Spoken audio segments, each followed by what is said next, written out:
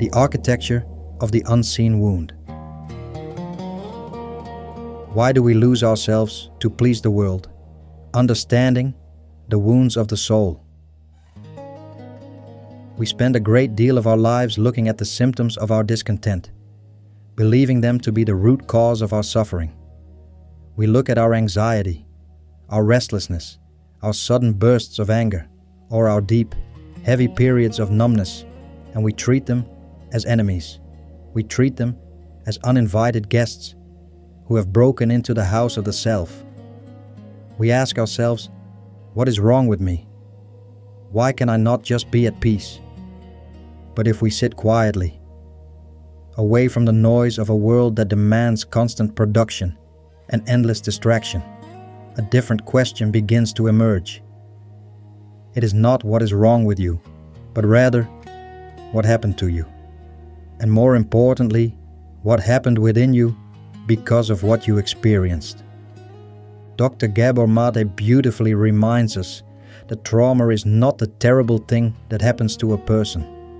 Trauma is not the loss, the abandonment, the harsh word, or the cold environment. Trauma is what happens inside of you as a result of those events. It is the invisible wound left behind. It is the moment the soul, in order to survive, decides to disconnect from itself. Imagine a young tree growing in a forest. If a heavy boulder falls against its trunk, the tree does not stop growing. It cannot. Instead, it begins to bend. It curves around the obstacle, reshaping its entire form to reach the sunlight. Years later, we look at the twisted tree and we marvel at its strange shape. We might even think it is flawed. But the twist was not a flaw. It was a masterpiece of adaptation. It was the only way the tree could stay alive. In the same way, much of what we call our personality, our quirks, our defensive walls, our need to control, our desperate urge to please everyone around us is not who we truly are. It is simply the way we bent around the boulders of our past. It is the shape of our survival. But a tree that spends all its energy bending around a stone cannot grow fully into its natural majesty. It is carrying a constant, hidden tension. And so it is with the human psyche. We carry the tension of an ancient adaptation, forgetting that the boulder we were avoiding has long since dissolved into the earth. We are still bending, still running, still hiding, even when the forest around us is completely safe. To understand this is to move from self-judgment to self-compassion. The ego loves judgment. The ego looks at our struggles and says, "You are weak, you are broken." But the deeper, observing self, the essence that abides in the present moment, looks at those same struggles and says, "I see how hard you tried to protect me. I see why you had to build these walls." Let us step into the landscape of the mind. Let us look at the walls we built, not with anger, but with the gentle curiosity of an archaeologist who knows that every stone was placed there for a reason.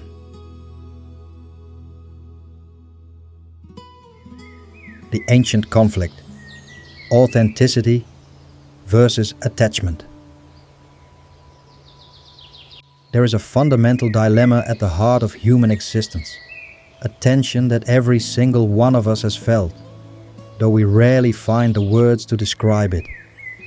It is the conflict between two primary human needs, the need for attachment and the need for authenticity. As infants, attachment is not a luxury. It is a matter of absolute survival.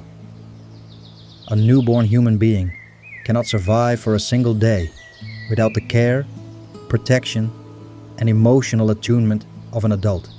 If we are not attached to a caregiver, we die. It is as simple and as brutal as that. Therefore, our biological programming is wired to maintain attachment at all costs. we are fine-tuned to read the emotional weather of our environment. We know long before we can speak whether our vulnerability is welcome, whether our tears are tolerated, or whether our joy causes discomfort to those we depend upon. On the other side of the scale sits authenticity.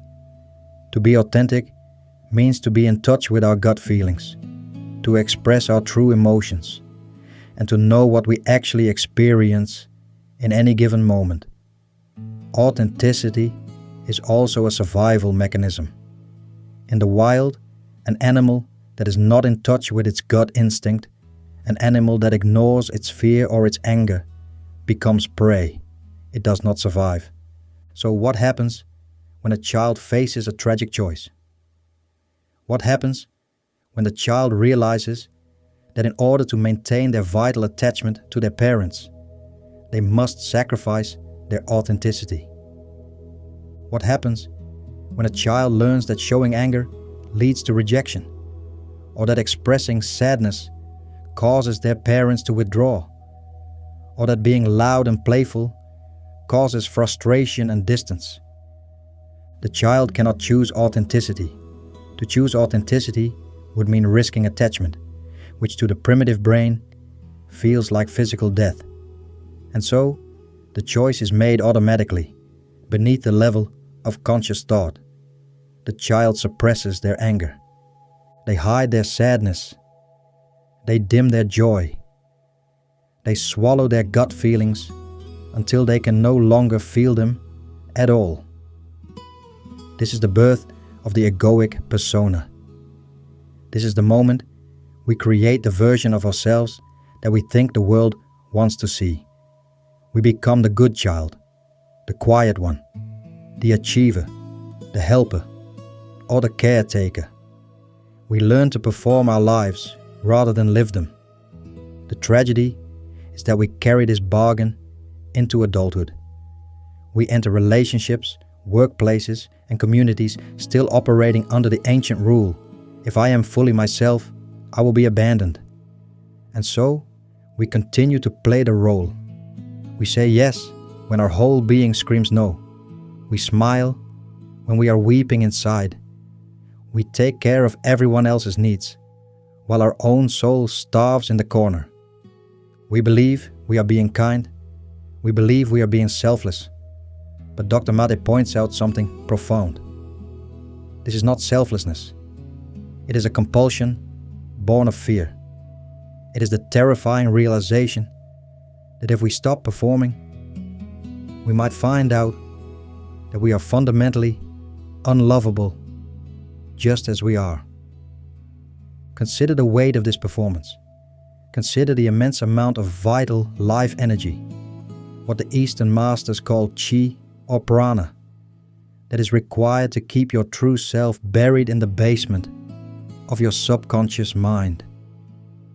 No wonder we feel exhausted. No wonder our bodies begin to protest. We are fighting a war against our own nature, day in and day out, simply to maintain the illusion of safety. When the body says no, when we refuse to listen to the quiet whispers of our authenticity, our inner world does not simply accept defeat. It finds another way to speak to us. If the mind is too terrified to say no, the body will eventually say it on our behalf. We often view the mind and the body as two separate entities, a duality that has plagued Western thought for centuries. We treat the mind as the master and the body as a mechanical vehicle that carries it around. But this is an illusion. The mind and the body are an inseparable, unified system. Every thought you think, every emotion you suppress, and every boundary you fail to set is translated into a biochemical reality within your physical flesh. When you live a life of chronic self-suppression, when you are constantly absorbing the stress of others, ignoring your own fatigue, and burying your anger, your nervous system remains in a state of perpetual high alert. You are living in a subtle, invisible state of fight or flight, even while sitting quietly on your couch. The stress hormones, cortisol and adrenaline, which were designed to help us run away from a predator for a few brief minutes, become a constant, toxic background wash in our bloodstream. And over time, this chronic inflammation begins to erode the very structures of our physical being. Dr. Maté's work has illustrated a striking pattern in chronic illnesses, from autoimmune diseases to chronic fatigue, from fibromyalgia to malignancies. So often, these conditions manifest in individuals who have spent a lifetime being too good, people who could never say no, people who took on the emotional burdens of the world while neglecting their own temples. The illness is not a random malfunction of a broken machine. It is a boundary. When you do not have the boundaries to protect yourself, your immune system, which is your biological boundary system, becomes confused. It can no longer distinguish between self and non-self, and it begins to turn inward. This is a sobering realization, but it is also one of the most liberating truths we can encounter. It means that our illnesses, our anxieties, and our burnouts are not punishments. They are corrections. They are the intelligence of nature within us, forcefully disrupting our false life, pulling the emergency brake on a train that was heading toward destruction. The body is saying, "Stop. You cannot play this character anymore. The cost is too high. I will no longer allow you to sacrifice your soul for the sake of an illusion." When we see our suffering through this lens, our relationship to our pain changes completely. We stop fighting the symptom. We sit down with it. We listen to it as we would listen to an old, wise friend who has come a long way to deliver an urgent message. We ask the symptom, "What truth have you come to tell me? What have I been ignoring? Where have I abandoned myself?" The illusion of normalcy. We live in a culture that prides itself on sanity, progress, and normality. We have definitions for what is normal, what is successful, and what is healthy. But if we take a step back and observe the world with clear eyes, we must ask ourselves, is our society truly normal? Or have we simply normalized a profound state of collective madness? We live in an economic and social structure that measures a human being's worth by their productivity, their wealth, and their status. We are encouraged to compete, to accumulate, and to project an image of perfection to the world. We are told that happiness lies just around the corner, in the next purchase, the next achievement, or the next validation from the crowd. But this culture is fundamentally incompatible with human nature. It feeds the ego while starving the spirit. It demands that we remain alienated from ourselves, from each other, and from the natural world. When millions of people within a society are anxious, depressed, lonely, and physically ill, we can no longer treat these conditions as individual pathologies. They are not chemical imbalances that magically appear in a vacuum. They are the predictable responses of healthy organisms living in an unhealthful environment. If a fish is swimming in a polluted lake and becomes sick, we do not look at the fish and say, "This fish has a genetic defect. It needs a pill to fix its gills." We look at the water. We realize that the lake itself is toxic and that the fish's sickness is a reflection of its environment. Yet in our modern world, we constantly isolate the individual. We treat addiction, depression, and anxiety as personal failures or random brain malfunctions. By doing so, we avoid looking at the water we are all swimming in. We avoid questioning a society that requires us to disconnect from our humanity just to survive its demands.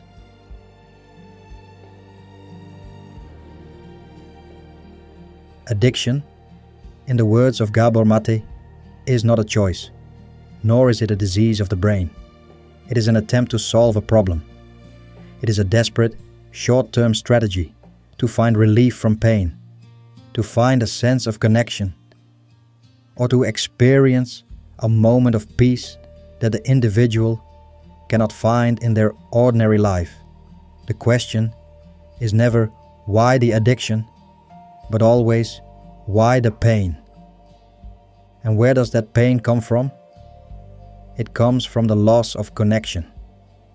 It comes from the disconnection from the true self that occurred when we were forced to choose attachment over authenticity. It comes from the emptiness of living a life that is not ours. The ego seeks to fill this emptiness with external things. It uses drugs, alcohol, food, work, shopping, social media, or relationships to numb the ache of self-estrangement. But these are like drinking salt water to quench a thirst. They only make the void deeper. They keep us trapped in a wheel of endless craving.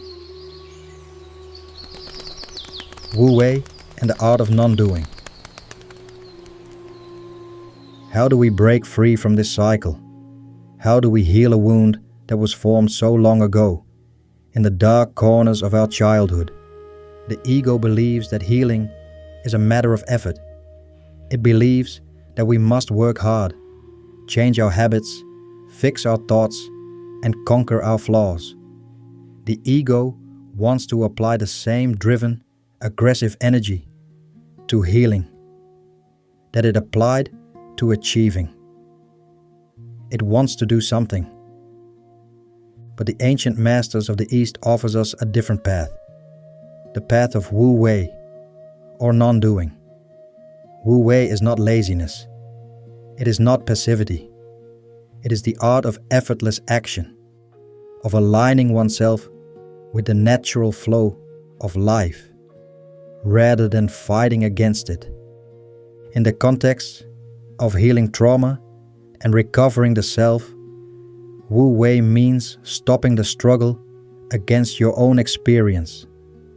It means ending the civil war within your mind. For decades, you have been fighting your anxiety, suppressing your anger, and running from your sadness. You have been trying to force yourself to be someone else. Wu Wei asks you to drop your weapons. It asks you to stop trying to fix yourself and instead to simply allow yourself to be as you are in this very moment. When a wave of anxiety arises, the ego's instinct is to fight it, to analyze it, or to run away from it. This resistance is what creates the suffering. The resistance is the second arrow we shoot into our own wound. But if we practice non-doing, we sit still. We breathe. We welcome the anxiety. We say to it, "Ah, you are here again. I see you. I feel your heat in my chest. I feel your tightness in my throat. You are welcome to stay for as long as you need." What happens when you stop resisting? The anxiety loses its power over you. It is no longer an existential threat. It is simply an energetic wave passing through the vast ocean of your awareness.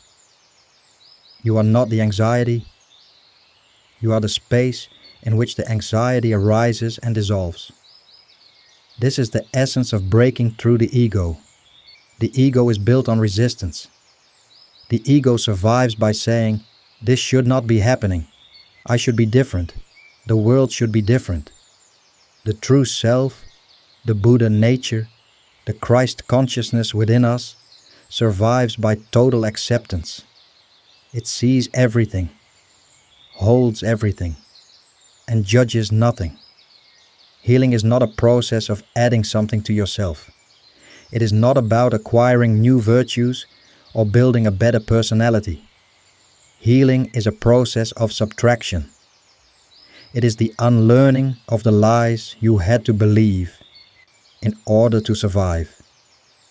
It is the shedding of the armor that has become too heavy to carry. You do not need to learn how to be authentic. You were born authentic. You simply need to remove the obstacles that prevent you from feeling your own nature. You need to allow the twisted tree of your life to realize that the boulder is gone and that it is safe to straighten its branches.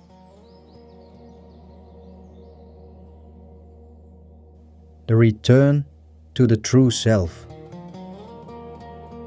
To return to the true self is to enter the kingdom of the present moment. Trauma lives entirely in the time-bound mind. It is a ghost from the past that projects itself into the future, creating a continuous loop of anticipation and dread. When you are caught in your trauma, you are never truly where your feet are. You are always reliving the old wound or preparing for the next blow. But look around you right now. Look at this very moment. If you drop your story, if you drop your memories of who you were and your anxieties about who you will become, what is missing right now? In the pure now, there is no trauma. In the pure now, there is only the sound of the wind, the breath entering your lungs, and the gentle awareness that observes it all. This awareness is your home. It has never been wounded. It has never been abandoned. It was not broken by your childhood, nor was it diminished by your illnesses or your mistakes. It is the untamed wilderness within you, pure, untouched, and infinitely resilient. When we connect with this deeper awareness, we can finally begin to offer ourselves the two things we were denied when we were young: absolute safety and unconditional acceptance. We become our own loving parents. We look at our vulnerable, wounded child self and we say, "You no longer have to perform for me. You do not have to be good or quiet or strong or successful to earn my love. You do not have to hide your anger or swallow your tears. I love you because you exist. I love you for your flaws, your brokenness, and your beauty. You are safe here with me, exactly as you are." This is the true meaning of compassion. Compassion is not a soft sentimentality. It is a fierce, revolutionary act of self-reclamation. It is the decision to stop betraying yourself to please the world. It takes immense courage to walk this path. The ego will scream that you are being selfish, that you will lose your attachments, that you will be left alone. And it is true that some people who were invested in your performance may become uncomfortable when you stop playing your role. When you begin to say no, those who benefited from your lack of boundaries will object. Let them object. Their discomfort is not your responsibility. Your only responsibility is to be true to the life that flows through you. As you reclaim your authenticity, something miraculous begins to happen. Your relationships change. You stop attracting people who only love you for what you can do for them. And you begin to attract those who love you for who you are. Your connection to others becomes real, rooted not in fear and performance, but in mutual truth and shared vulnerability. Your body begins to heal. The chronic tension that you carried for decades begins to melt away. Your nervous system finally receives the signal it has been waiting for since you were a child. The war is over. You can come home now.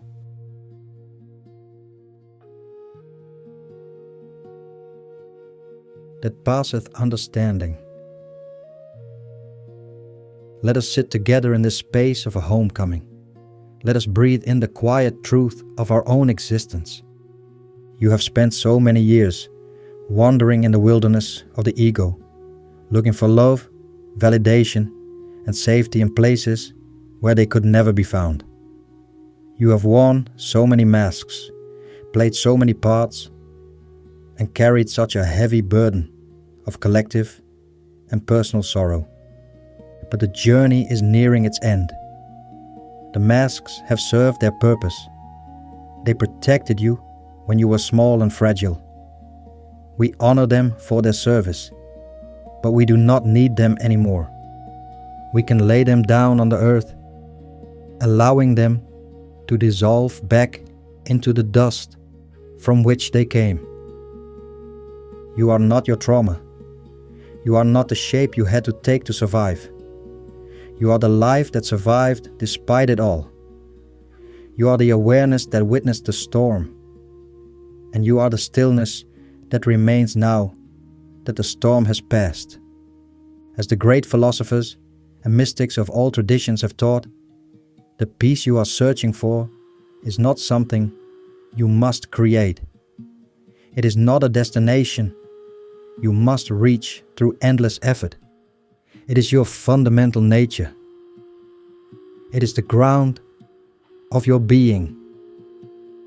When you stop running from your pain, when you stop performing for the world, and when you surrender completely to the truth of what is, the peace that passeth all understanding naturally arises from within. It flows like an underground spring that has finally broken through the hard rock of the ego. You are here. You are alive. You are whole, exactly as you are, in this very room, in this very breath. Rest in that wholeness. Allow yourself to be held by the intelligence of the universe, which brought you through the dark forest of your past and has guided you safely back to yourself. There is nothing more to do. There is nowhere else to go. You are already home. Thank you for listening, and thank you for your presence. May you find the courage to lean into your truth and drop the weight of the world. Take care, and until we meet again.